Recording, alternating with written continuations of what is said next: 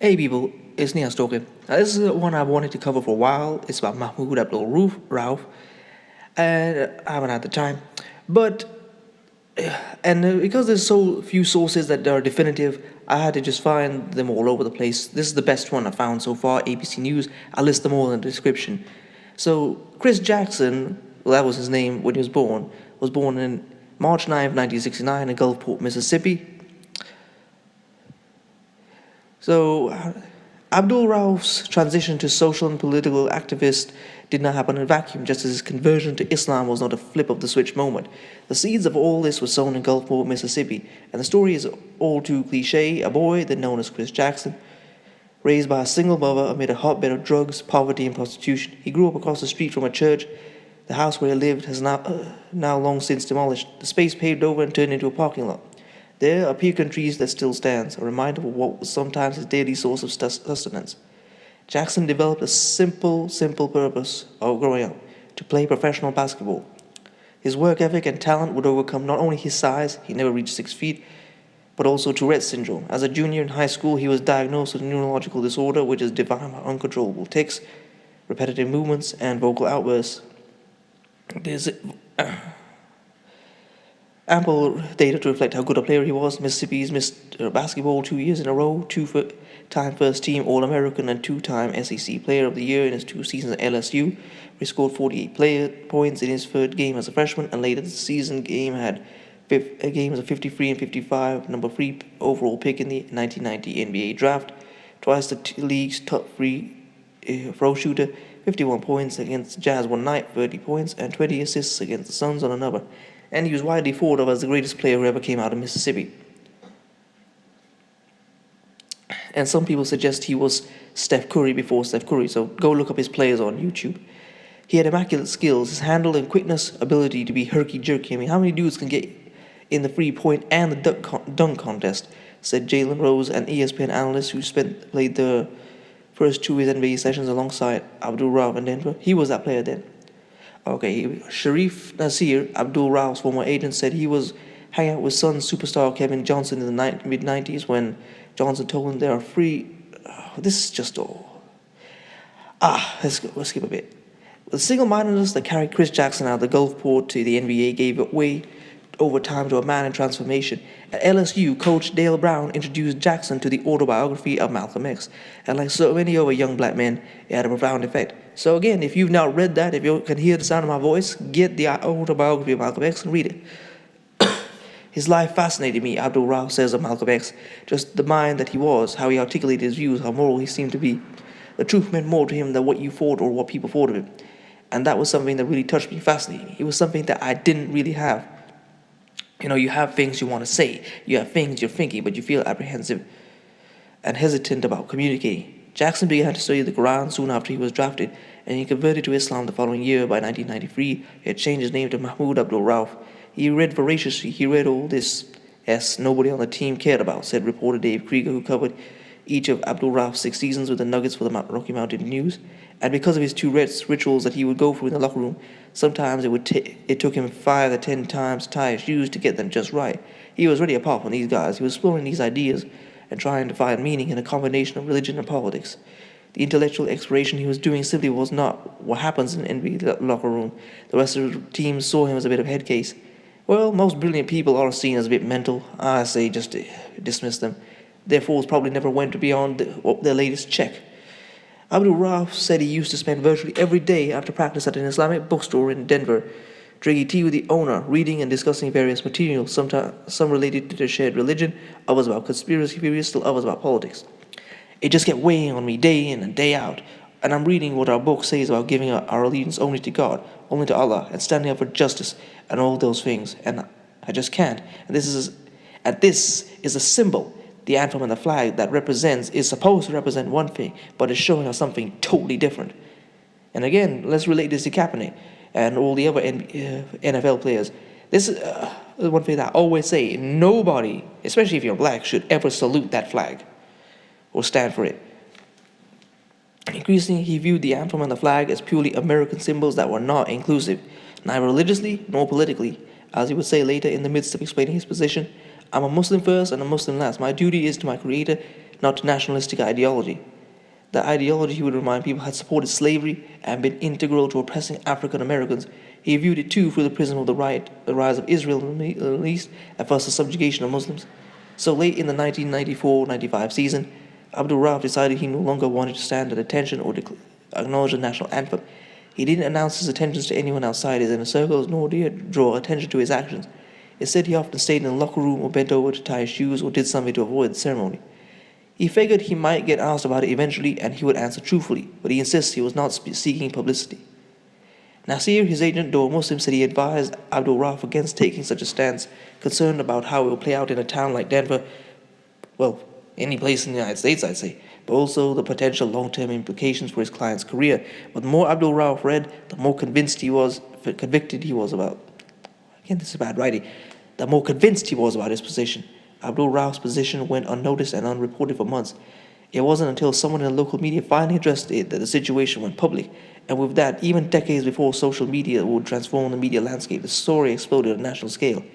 Abdul Rauf believed his position was nuanced, that he wasn't saying everything about America was bad, nor was he saying that he hated his country, nor he was against the military. But it was this comment about the American flag that took the story to another level. It's also a symbol of oppression and tyranny, so it depends on how you look at it.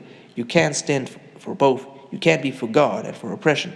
Soon, he says, there were death threats and hate mails, what he described as the assassination of character. Go back to Africa, leave the country, you're a traitor. Man, why don't you go back? Go back to Europe and stop telling other people you brought them here by force. And now you want to tell them to go back without giving them nothing. No, that's not going to happen. Says Krieger, the Nuggets reporter who watched it unfold, it basically played exactly the way it played for Kaepernick. It polarized people dramatically, immediately. Then the NBA called. The league had a pretty simple message: stand or be suspended. They believed his rules were clear that players must stand respectfully during the anthem. On March 12, 1996, before a Nuggets home game against the Orlando Magics, Abdul Rauf says he was at the McNichols Arena where he received a call from two NBA officials. He says he can't remember who they were, only that they were Jewish, and told him a story about their own faith and why they believed he should stand. Says Abdul Rauf, I can't remember their story, but when they finished, I said, well, there's only two issues. One, I'm not Jewish, so that story doesn't apply to me. Two, this is my position, so whatever you decide, you make your decision, I'll make my decision.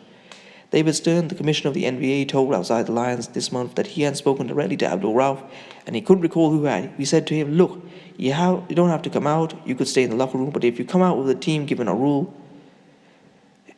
we can't have selective enforcement, you're going to have to stand. He said no, and so he suspended him. The suspension was immediate. Abdul Rauf left the arena and was fined $31,707. The prorated amount of his $2.6 million yearly salary. By all accounts, Abdul Rauf's teammates and the Nuggets organization were supportive. The showdown with the league office lasted one game. Abdul Rauf says that after seeking guidance from other Muslims, he found a compromise solution: to stand and pray during the anthem. And I'm going to shed more light on that. I'm going to leave a video of an interview. It's about 50 minutes long, so where he talks about his life. But, it's talk far more in depth about why he thinks the way he does in his own life. And it's very interesting to listen to. I didn't want to stand because I knew the way it would be betrayed, he says empathetically. But also what sounded like a hint of regret. But I like to think that, okay, if something appeals to my reasoning, if we see a better approach, we do that. And so Abdul Rauf returned 3 days later for Denver's first game after his suspension. The Nuggets faced the Bulls in Chicago, where a hostile crowd offered particularly rousing support for the anthem. He would play only 3 more games the rest of the season, a target of unwelcoming fans throughout, before being put out on injured reserve because of a foot injury. The Nuggets still had a shot at the playoffs, and reports at the time suggested some of Abdul Rauf's teammates weren't convinced the injury was serious enough to keep him on the lineup, and that he wasn't committed to the team anymore. Denver Post columnist Woody Page shredded Abdul Rauf, saying he quit on his team, not because of a sore foot. He quit because of a faint heart and a weak character. It's just a lie.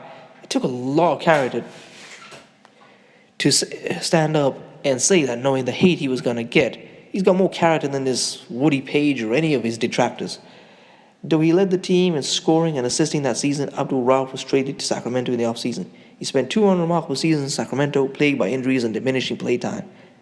And then he was gone, out of the league, left to play overseas. Abdul Rauf says he's convinced his anthem stands force throughout the NBA. I don't have any doubt. Initially, I was hesitant in saying it, but as I look back and I'm thinking about the pattern, how things went, I'm thinking, oh, definitely, there's no question. The year that happened, I was at the height, in my prime. But all of a sudden, this happened. Come on, I mean, really.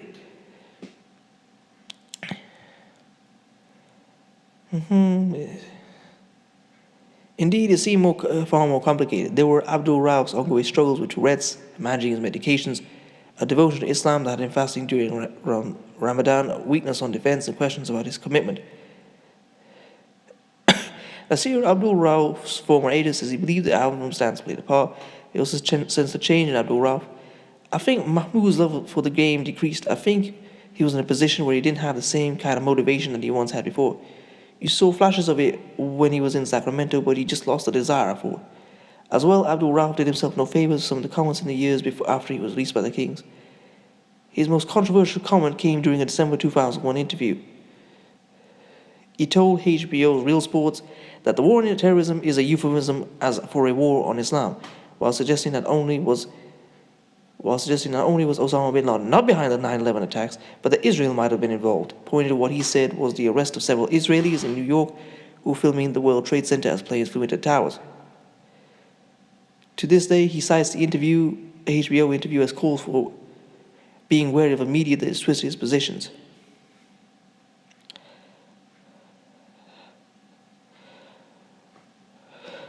Okay.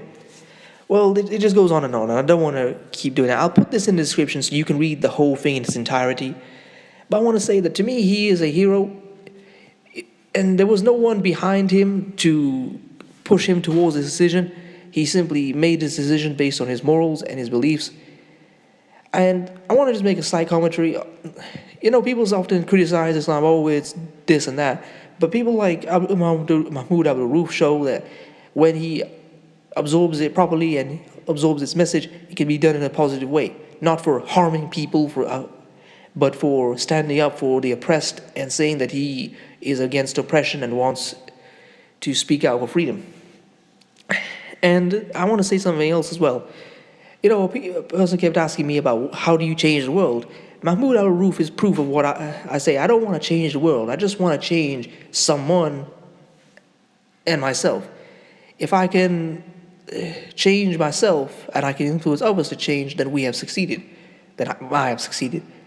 And Mahmoud Abdul Rauf proves that Malcolm X's life was not in vain. He read his autobiography, read what he stood for, and he stood up and followed in his image.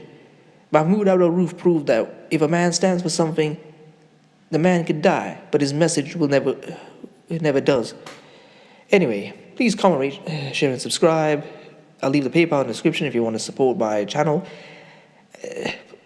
Peace, family.